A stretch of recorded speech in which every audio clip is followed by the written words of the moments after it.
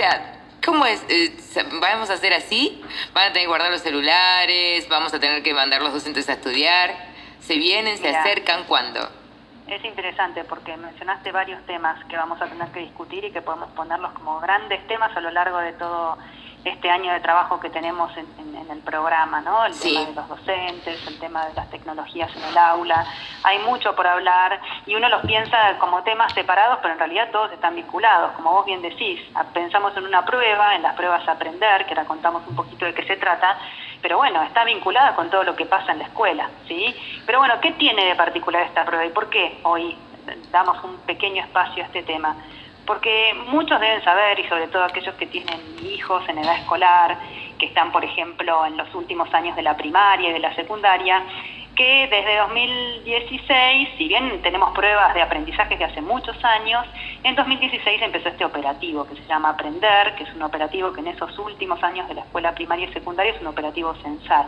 Entonces es bien interesante porque al ser censal nos da una foto de un momento dado de toda la población de nuestro país que está en la escuela en esos años escolares. Entonces, la verdad es que nos arroja un montón de datos bien interesantes para entender dónde estamos parados, ¿sí? Y a partir de ahí poder planificar hacia dónde queremos ir.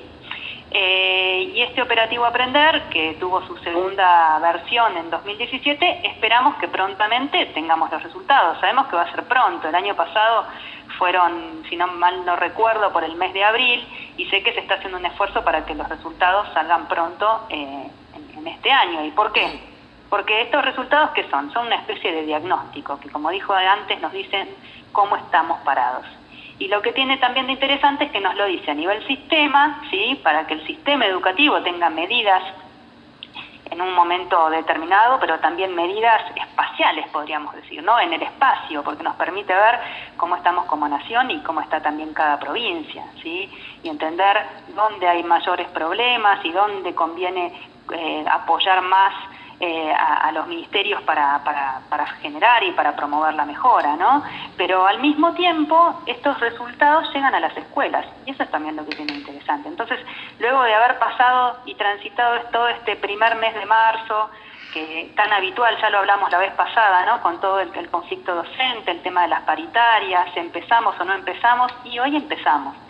La mayoría de las escuelas de nuestro país hoy están en funcionamiento y hoy los docentes y los directores lo que tienen que hacer es decir, bueno, estamos en esa etapa diagnóstica. Vieron que cuando empiezan las clases los chicos empiezan a revisar los temas del año anterior y los docentes, en función de cómo están los chicos, definen cómo seguir adelante, ¿no? Y bueno, y estas pruebas a aprender van a llegar en un momento de diagnóstico y se constituyen en un instrumento más, en una herramienta más para que las escuelas puedan tomar decisiones. Y creo que eso es algo que es bien interesante de remarcar.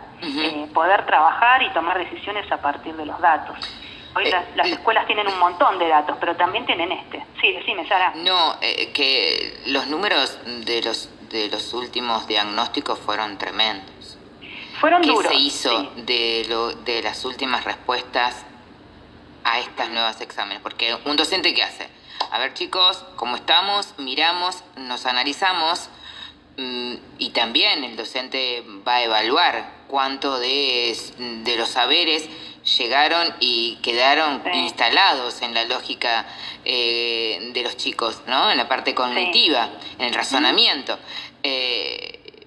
Teníamos una realidad bastante paupérrima de los exámenes. ¿Qué se hizo con todo ese diagnóstico? Okay. Mira, es interesante lo que mencionás porque sí, lo que vimos en Aprender 2016 nos mostró un panorama bastante desafiante, digamos, podríamos decir, en lo que tenemos en cuanto a educación, ¿no?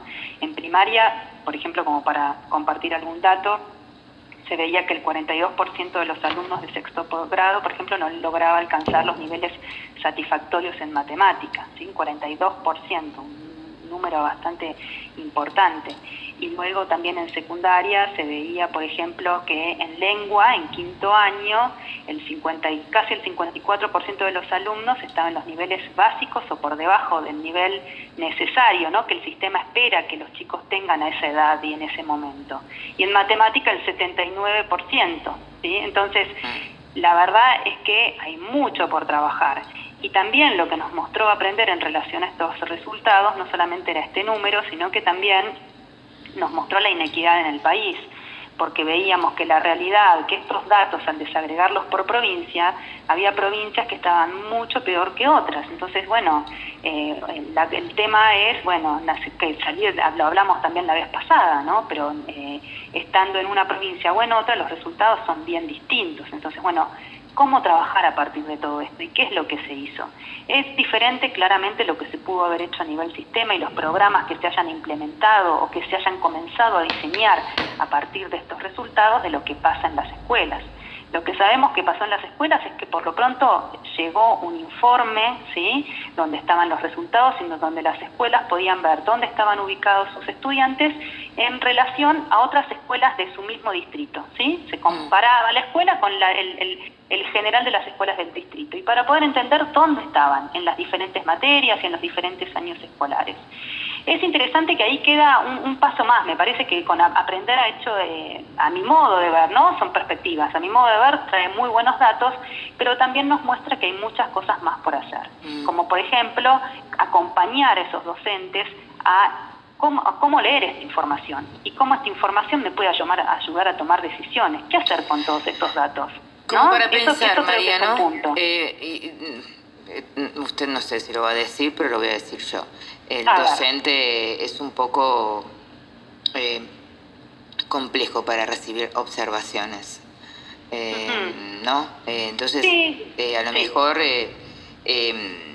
esto es como en cualquier laburo te dicen, che, mira, la verdad que esto hay que tocarlo acá, moverlo allá, no me gustó el contenido.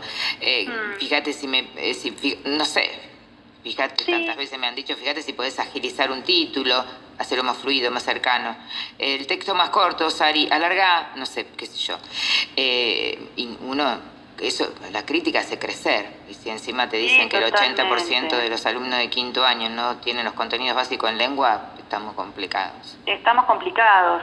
Y estamos complicados, pero también estoy de acuerdo con lo que vos decís, pero también lo que me parece es que no solamente responde una complejidad por parte de los docentes, sino que también a que esta es una nueva herramienta que lleva a la escuela. Sí. Y con las nuevas herramientas hay que darles su tiempo de entender cómo empezar a trabajarlas, pero también hay que acompañar a esos docentes para que encuentren la lógica de cómo trabajar con todo esto y qué es lo que me dice, ¿no? Entonces creo que ese es un punto que quedó ahí un poquito pendiente y que sería bueno que desde los diferentes ministerios se pueda trabajar, se pueda acompañar a las escuelas a sacarle provecho a esta información.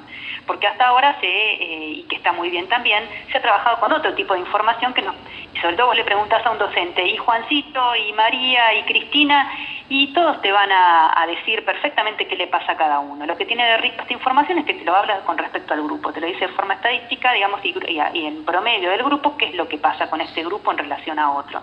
Y es otra forma de leer la realidad.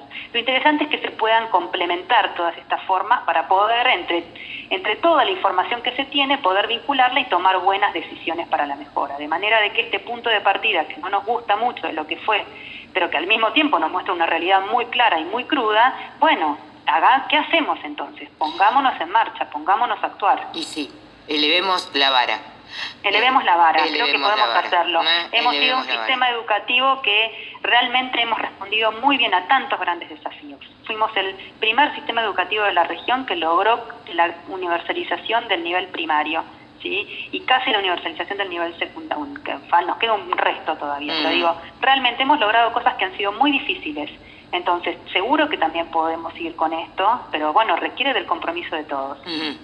Requiere del compromiso de todos. Quizás a lo mejor la última década fue la década de la inclusión, y nos olvidamos un poquito de la calidad, elevemos un poquito la vara.